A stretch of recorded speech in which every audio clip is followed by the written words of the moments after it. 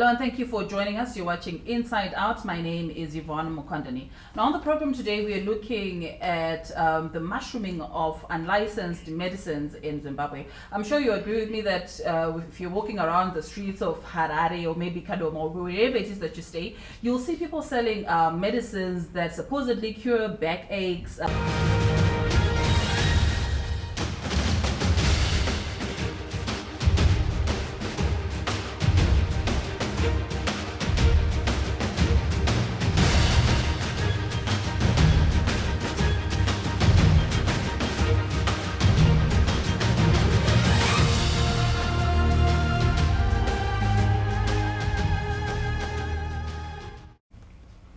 Hello and thank you for joining us. You're watching Inside Out. My name is Yvonne.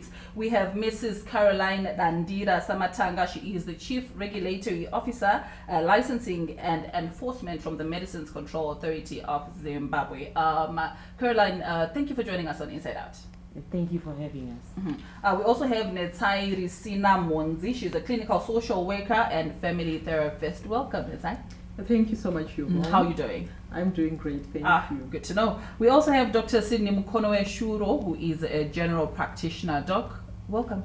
Good morning. Thank you for having me. Last but not least, we have our very own Theophilus Chuma, ZBC's investigative reporter. Theo, good morning, and it is a pleasure having you with us today. Thank you so much, Yvonne. Now, getting straight into the business of the day, the issue of unlicensed medicine mushrooming in Zimbabwe. We'll start with you, Caroline. Can you shed more light on the legalities surrounding the advertising, particularly the advertising of medicine in Zimbabwe? Thank you very much. So, when it comes to advertising of medicines, it is expected that anyone who is wishing to advertise a medicine gets approval from the Medicines Control Authority of Zimbabwe.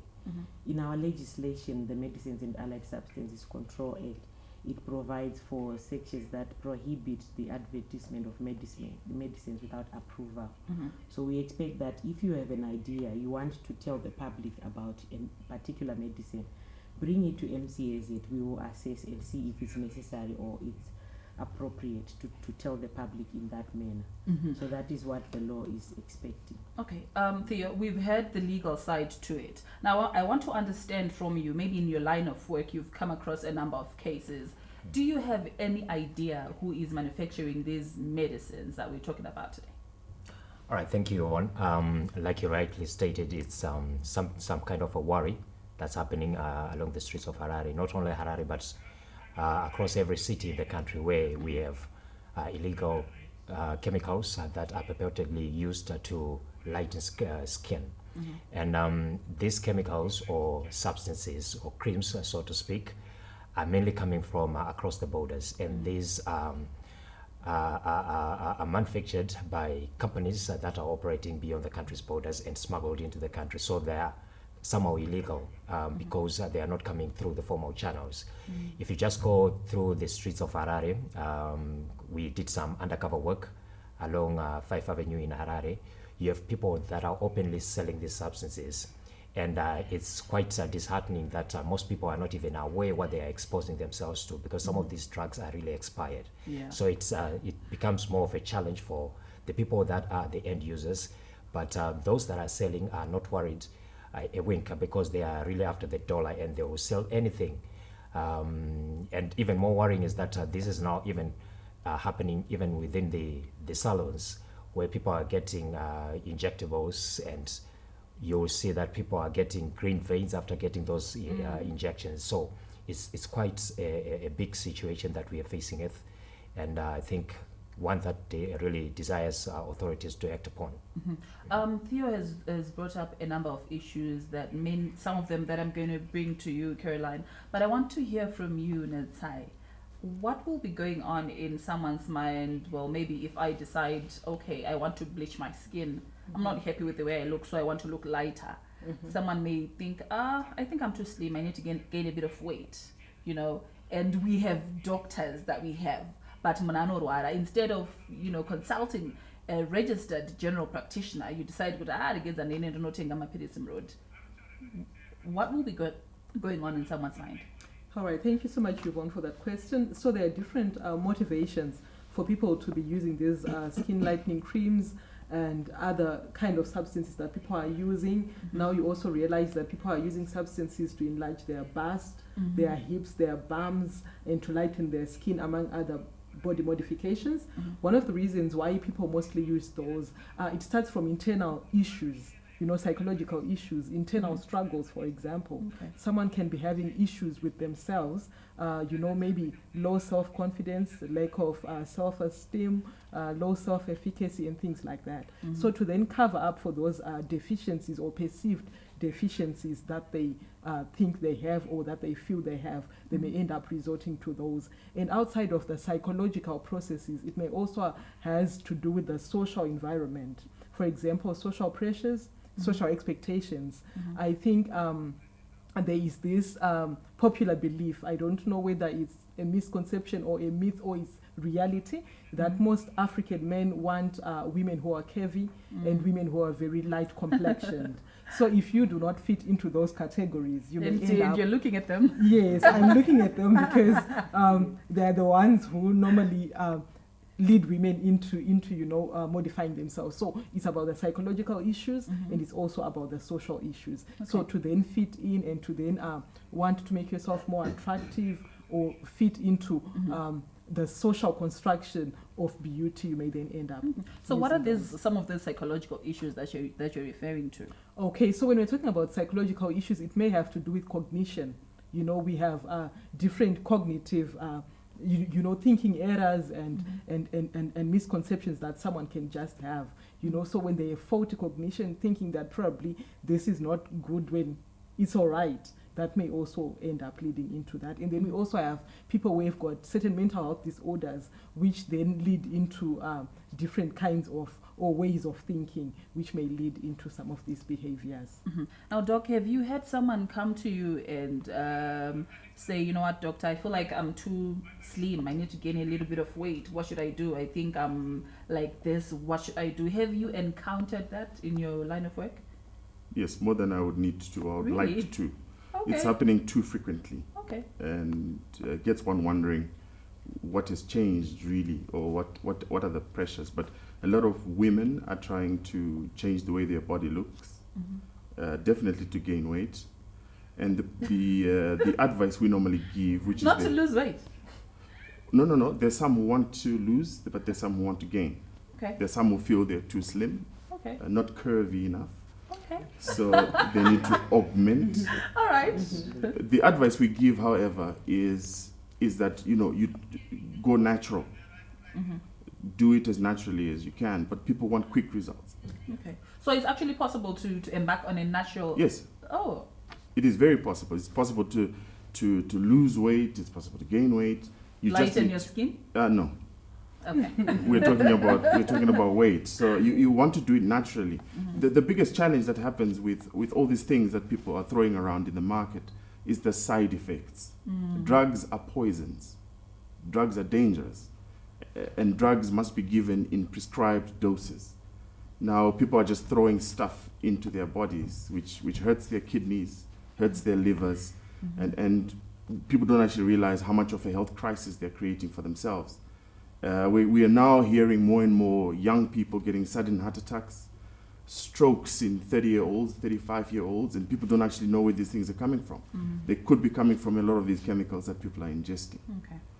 So we've had the side effects that these medicines and these creams have, but it looks like we keep having them come into the country. I want to look at the beauty industry. It's one industry that I've looked at and I'm like, okay, it looks like the beauty industry is flourishing in Zimbabwe. I, for one, can just start a beauty line. Tonzivona kutogadzira mafuta ake. Tinovaona pa social media was selling these lightening creams, anopedza ba stretch marks, whatever it is that you want. Vanhu vari kugadzira. So who regulates these industries, particularly the beauty industry? Ndokonongomuka here right now, ndongotanga line rangu remafuta, and no one will ask me about it. Does it work the same way it does with medicines, or maybe it's different with these creams? So what we've seen is that people are now resorting to using the adverse effects of medicines. So the common practice now, especially in the saloons, is where you find them injecting real medicines into human beings. My vitamins, my instead glow of drip. True. So Yeah. instead of using the normal cosmetics that you would expect people to use, now they've resorted to much more terrifying things like injecting people in the salons, and then they take on a course for maybe a week or two. So the problem, like my colleague has alluded to, is that now the effects on the liver, the effects on the kidneys, we've even seen effects on the skin. This is why now we are calling out to the public to desist from using such products on the skin, or be it the injectable type, which are actually very critical at the moment. But what do we do, especially knowing that these people are there and they're advertising their services on social media and wherever? You know, if I go to such a place, I'll get what we're calling glow drips or multivitamin drips, or for my skin to look good. Those people are there and they are operating on a day-to-day. To whom are they accountable to? So we have noticed that the public is sometimes unaware of the expectations of the law, that they are expected to bring in an advertisement. So we assess for that reason, that we want it to be safe. If it's going to be effective, then let's assess and see. But now, if the public is unaware, then we would have to make the public more aware of the dangers of using such products. So what we have also found out is that there are some who are deliberately doing it illegally. They already know that there's the police, they already know that there's the regulator, and they do it in such a way that they are trying to run away from the law. So now we then come into the public to tell them that maybe if the public is aware, then they will know the dangers of getting into such practices. Someone, like you have said, really wants to get light, or they want to increase their body weight and something like that, without the knowledge of the after effects of whatever they will be taking. So like the doctor said, it may actually be better to go the natural way. Or if they are to do it, then they do it with the full knowledge of the after effects. It seems as if we're not getting a clear answer as to whom these people are accountable to, or who puts them in line. What route do you think we should take to make them accountable? Ndiani ovati zvamuri kuita izvi hazvisi kuita, because zviri kuitika, but it looks like it's just happening and no one will do anything about it. You see, the challenge, Yvonne, it's not the ordinary person that you're looking at. We're looking at people who are capable of moving contrabands of these illegal substances. You see, and it's even robbed in socialites and musicians. You see a musician who is transforming himself from a dark-skinned person to a light-skinned person within a moment. And I think if you look at the drugs that are on the market currently, we have drugs like Epidem, Coco Pulp, Betasol, Depresson. You know. And you know them. I saw them when I was when I was just doing the rounds in the streets of Harare, and I think it comes back to really enforcing, because without stringent measures, I believe the authorities have done more in terms of coming up with strategies to circumvent some of these issues that are arising. But if you look, skin lightening creams have not started this year. They date as far back as in 1960, when you know, Ambi was the in thing. You know, people would use Ambi until it was banned in 1970, and around 2016 or in early 2000, you know, people were crazy about Depresson and Movet. So skin lightening creams have always been an issue, but you know, over the years, people become more relaxed, and they kind of like sanitize the whole process of selling them openly, because you'll find them at every corner of the street. You go along Robert Mugabe Way, you know, there's a line of vendors who are selling them openly. And I think there needs to be a crackdown in terms of really making sure that these people are taken off the streets. And I believe, you know, the MCAZ have made quite some substantial plans around coming up with those initiatives. And I think accountability really starts by making sure and sounding the correct signals to those that are currently practicing that illegal trade. Doc, Theo has mentioned, how we then tend to sanitize all these issues and pretend as if it's nothing. We're used to it. Our mothers and our grandmothers used to do it, so, what's the fuss? And especially with skin lightening, the word on the street is just make sure you use your sunscreen and your essential oils. You'll be fine. Yes, so the biggest thing we have to fight is ignorance. A completely ignorant person is actually better than a semi-knowledgeable person. People have information, but they have it in bits and pieces. Okay. And then they start to spread this information amongst themselves in the communities. There's the one who sounds really knowledgeable and she tells you this prescription, no, just use your sunscreen. But we don't really understand what these chemicals are actually doing. Until disaster strikes, people will never really take these things seriously. So I think our job is to begin where we are beginning right now, to begin to educate, to say, what is the ingredient in Epidem that makes you lighter? Most of the times it's steroids. Okay. Steroids are one of the most dangerous drugs available in medicine.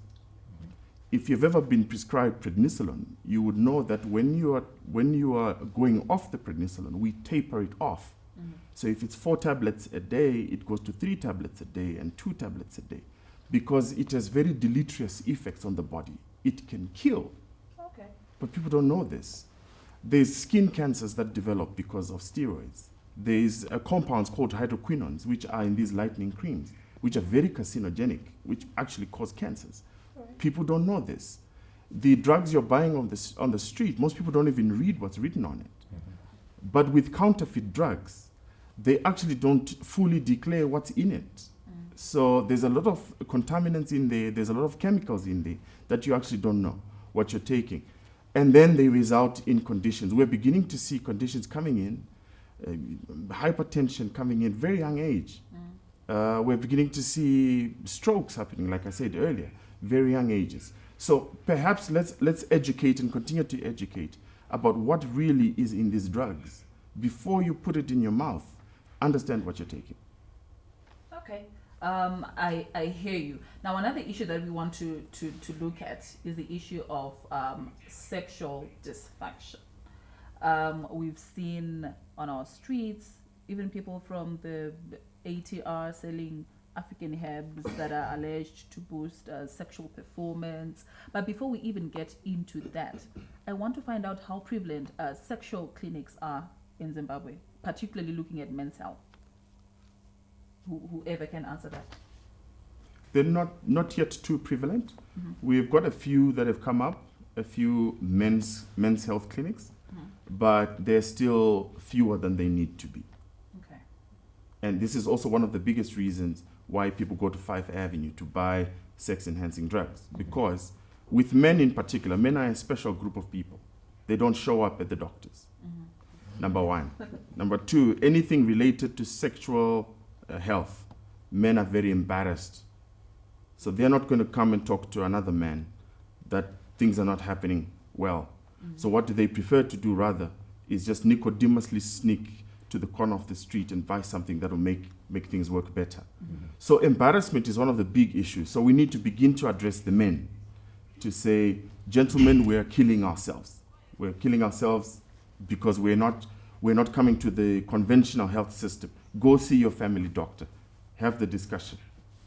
But where are these pressures coming from? Is it us, the women, or maybe when you're talking as men, you realize, probably I'm not in the same group as, It's that toxic masculinity that says men don't cry, men don't fail, men don't fall.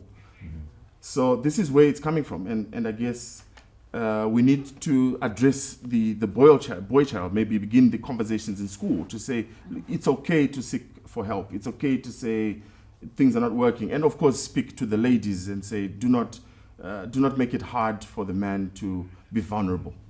Your take on that it's okay to be vulnerable. On this. All right.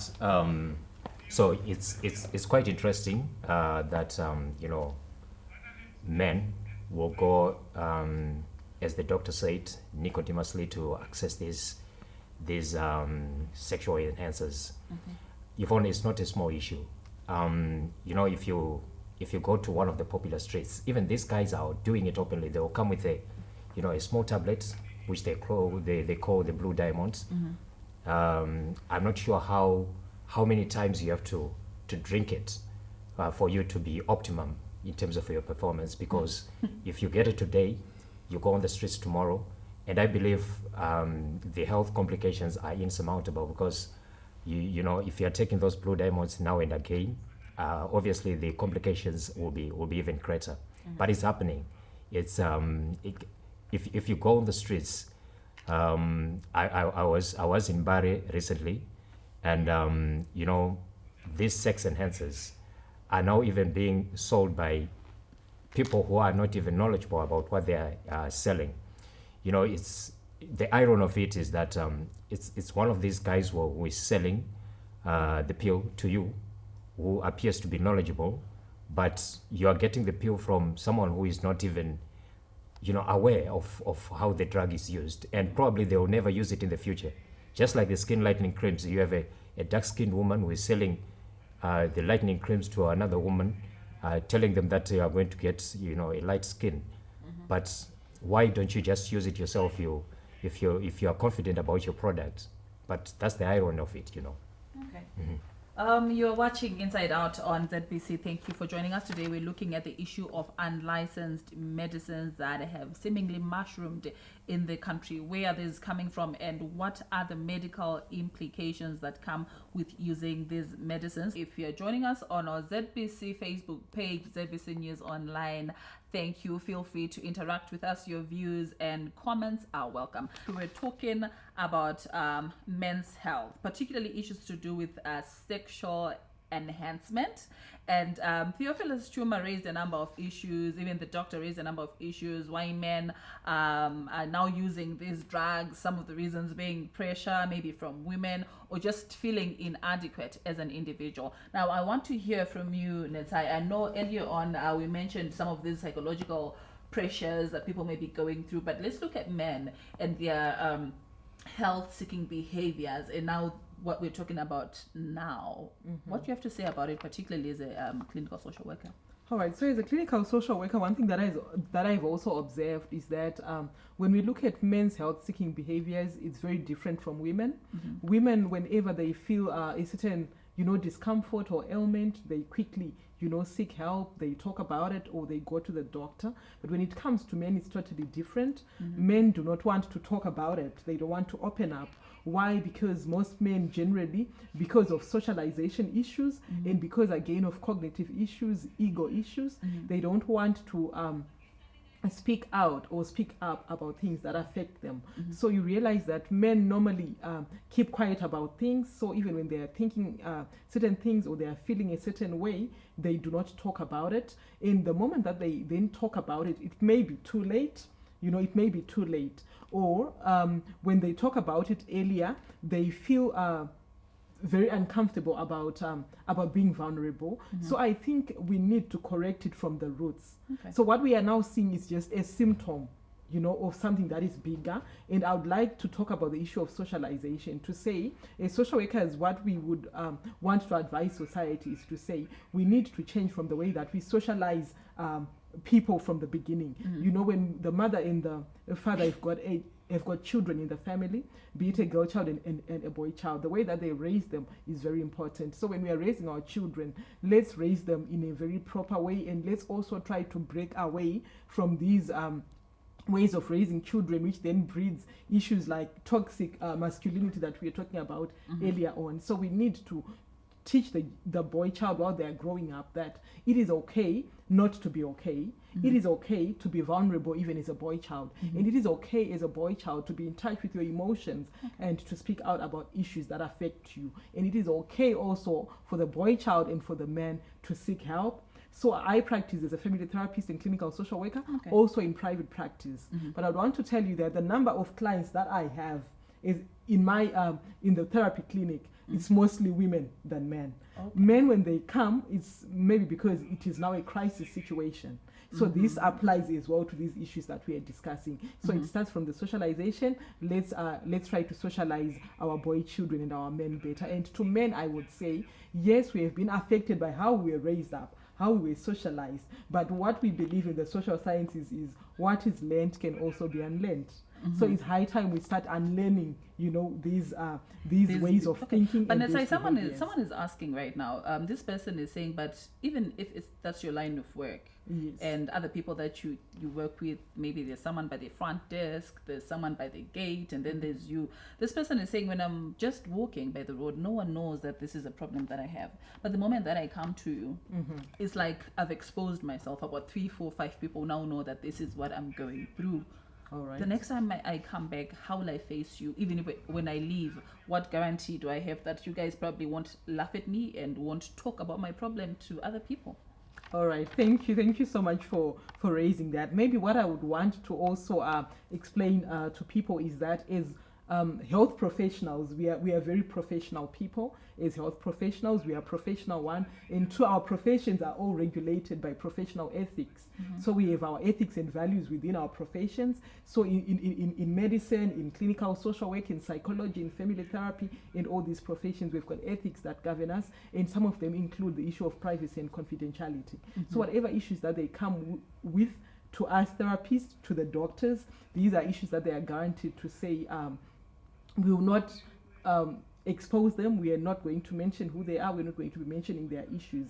That's why sometimes we even come up with contracts, confidentiality, consent and consent forms that we actually use. So their privacy and confidentiality is guaranteed, and we understand the things that they go through. So. And these are the issues that we deal with on a day-to-day basis. Okay. So these are not issues that shock us or issues that make us laugh. All right. Yes. It's part of what you do every day. It's part of what we do every day. Coming to you, Caroline, I'd like to just remove you from your job or what you do every day and talk to you as a woman and as a mother. Natai mentioned the issue of socialization and how we raise our children. Now, talking from a female's perspective, you know, when you're being raised as a girl child, you're told all these things about your body, about sex, and what to expect and how to perform. But is the same done for the boys? Are we having the same conversations that we're having with the girl child? Coincidentally, I'm a mother of boys. Oh. So now I've become, I was actually following through as you're speaking and learning that, I actually have to socialize with my children and probably raise them differently from the way we are used to telling that you have to be a strong man. I actually used to say that they have to be strong. But now I think I'm educated that I have to also tell them that they have a softer side. They can tell us and discuss any issues. I think at a tender age now, I can figure out that you can at least take advantage of the young age and then raise them to that boy you want to them to be, because they will face challenges and they would want to open up. So it's actually a fruitful discussion, especially for someone like me who is raising 3 young boys. Okay. Theo, you have 2 boys. Issues to do with sex. Have you started talking about it? If not, when do you think you're going to start? Yeah, it's fortunate enough that the new curriculum has introduced that subject. My firstborn is in grade 6, and there was a topic that I sat down with him one day, where we had to openly discuss about these things, and it's for the first time it's quite difficult because you're talking to your child about an issue that is considered taboo, and you are finding ways of explaining these issues. But I think some of these issues have to be said, no matter how much they appear to be, a societal disgrace, so to speak. But I think I've done enough. I've talked to him about how dangerous it is to, engage in activities early. I think I've also talked to him about being compassionate, respecting women, and also to understand that he is also one person who can suffer emotionally, and he needs to deal with it when it comes. So I've done some bit of work around that. Okay, interesting. Coming to you, Natai, as a regulatory body, Caroline. Unfortunately, we do not have those representing traditional medicines to be here speaking for themselves. But we see them, like we mentioned earlier on our streets, Vachitengesa Gochu. And we once had a story on ZBC where people from the ATR were saying, this is why your marriages are failing, because back then we used to do it like this. People used to consult us. People used to come and would give them these medicines and these herbs that will enhance sexual performance and things like that. Do you work together with people who sell traditional medicine? Is traditional medicine regulated by you? How does it really work? So some traditional medicines would actually fall under what we call complementary medicines. So the expectation is that we expect those complementary or traditional medicines to be assessed as well in what they contain and how they are working. So we have had a few coming in to register their products as complementary medicines. Okay. Of course, when they go onto the street, now they become complementary medicines because now they are on the shelf.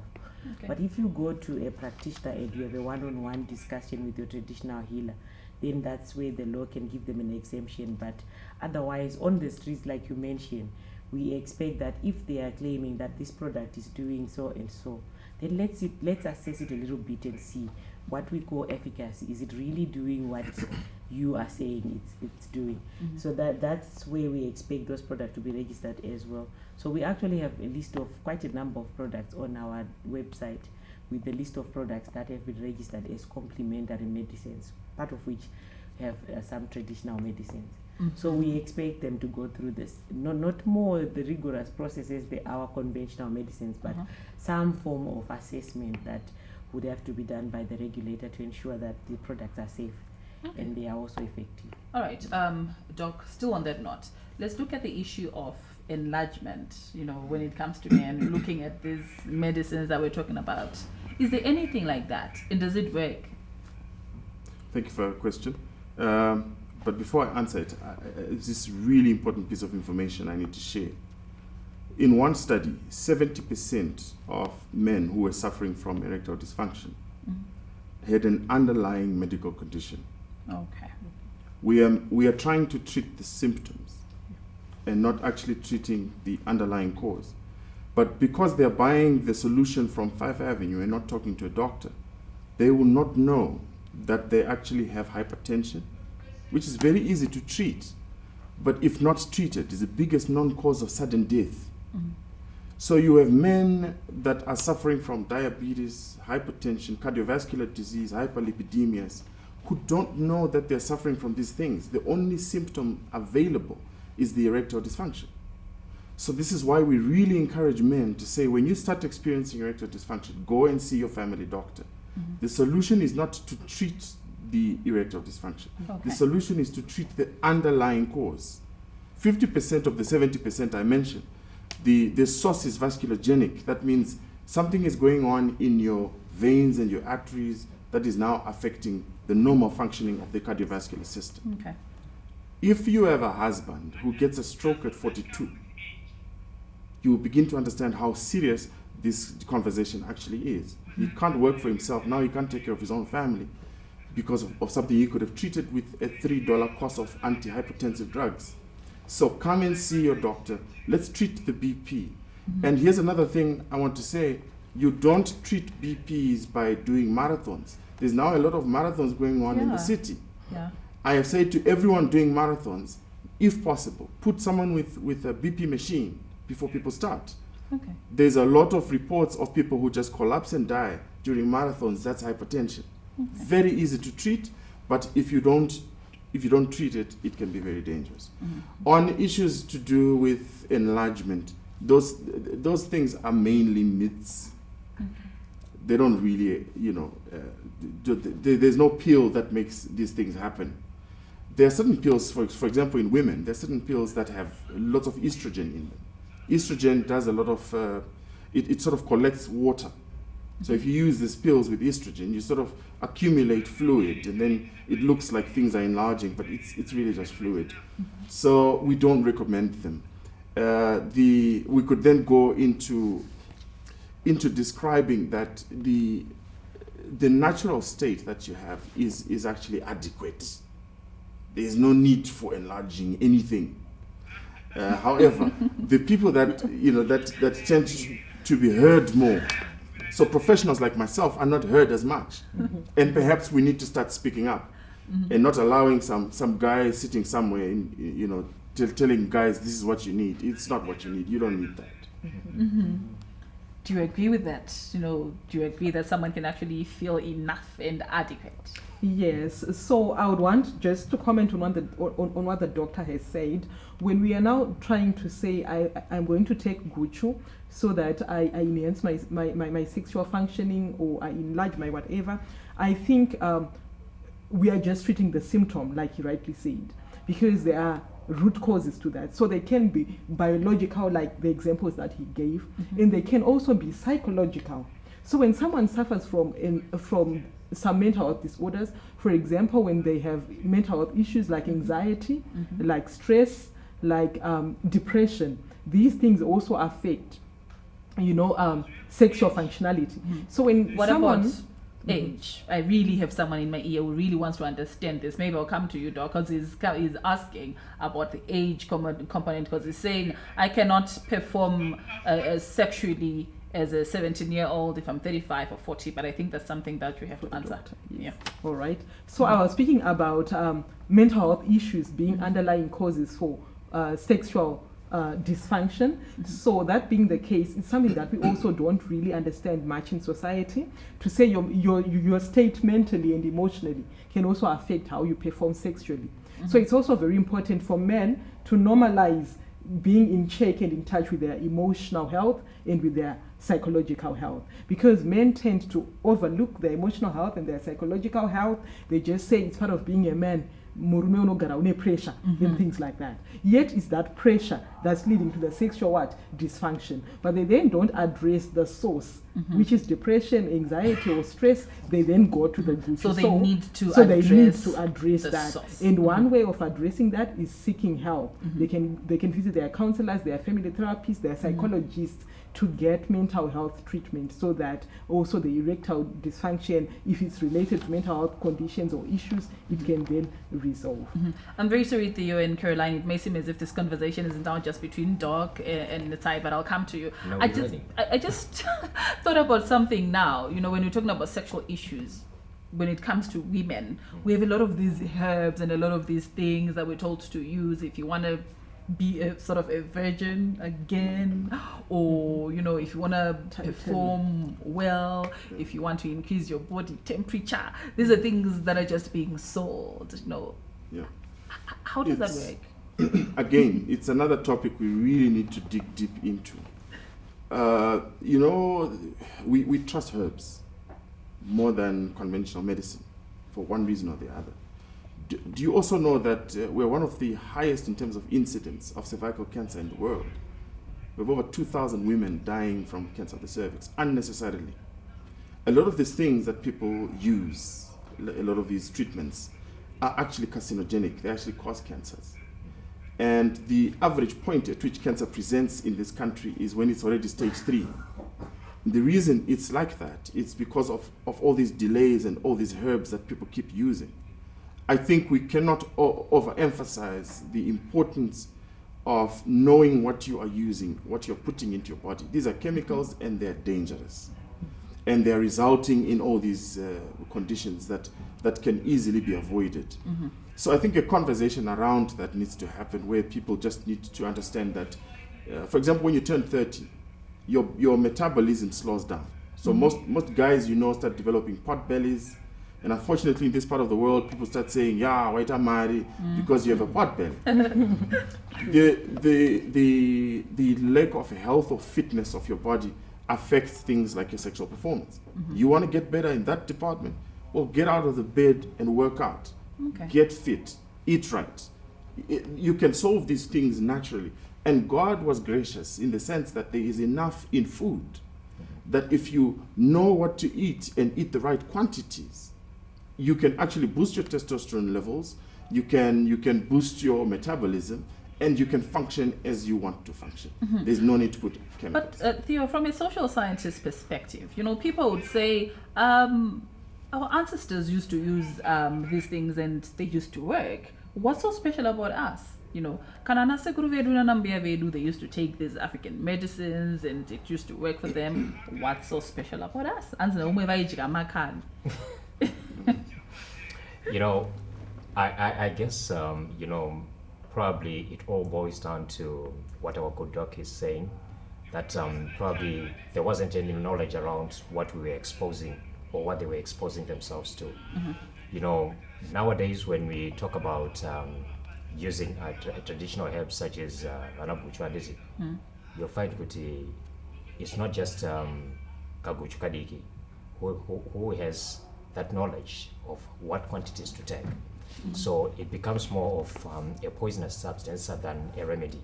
So you know, it's what the doctor is saying now, that you really need to have a whole day and a topic around raising awareness of what kind of issues. He speaks about cervical cancer. Zimbabwe is currently sitting on very warning statistics when it comes to cancers, and you know, it's now known as the silent killer, and probably killing more people than HIV. So we are really sitting on a crisis which needs to be addressed. We are sitting on a crisis which needs to be addressed. Now, coming back to issues to do with regulation, which is why we are here today. What is the way forward in terms of the regulation of medicines as a body? Upon hearing what we've said, what do you think we should do? I mean, just recently we had this HIV drug that was being sold. We have a prominent prophet who once came up with an HIV drug, and in as much as we say no, don't use it, it hasn't been tested, they're still being used. So in as far as regulation is concerned, what's the way forward? I think the way forward now is to conscientize the public on the effects of these medicines, and that there is a regulator who is registering the medicine to ensure that these products are safe, they are effective and of good use. And when we use the medicines, maybe we need to stick to rational use of medicines and not use medicines for any other use than the prescribed use that they are intended for. So that being said, maybe we then have to tell the public what we do when we register a medicine is to go through the scientific information and then assess and say, if a medicine is claiming to do so and so, is it really doing that, and what would be the side effects? Now, if you take a medicine off the street, that would not have been done. And in any case, remember, most of the time they are using the side effects. And sometimes when it's prescribed and sold from the right place, then you will be told maybe a limited duration of when to take because of the non-side effects. Now, if you take continuously on an unlimited time frame, then we may not be able to control the after effects, which is why we are now faced with so many untoward problems like liver problems, kidney problems, that we may realize after 5-10 years after use of those irrational use of those medicines. So now we just go back to the public to conscientize and educate that let's have rational use of medicines, consult our doctors, consult the professionals to ensure that we get safe and effective medicines always. Netai, your last words regarding this matter that we've been talking about, especially looking at issues to do with the body positivity. All right, thank you so much. So what I would say to people is that, be it a man or a woman, we need to learn to get to a point where we do a self-introspection, and where we also have a mental shift in the way that we think about ourselves and in the way that we think about issues to do with body image and things like that. And professionally now, there is actually ways that we can actually help you with that. There is what we call cognitive therapy, where we actually work with someone to help them in changing the way that they perceive themselves, the way that they think about things and things like that. So for some people, these can just be, changing their bodies and things like that can just be a symptom of underlying cognitive issues. So what they then need is cognitive therapy, which can actually help them to avoid all of these things that we have been talking about. And the last thing that I can just say is to say, it is also important for us to have better understanding and awareness of mental health issues, so that we don't get into most of these things that we're getting ourselves into. So as mental health professionals, I think it's also something that we also need to to look at and also increase, when our interventions when it comes to raising awareness in around some of these things. So I think there is a need for a lot of mental health awareness on some of these subjects, so that at least people do not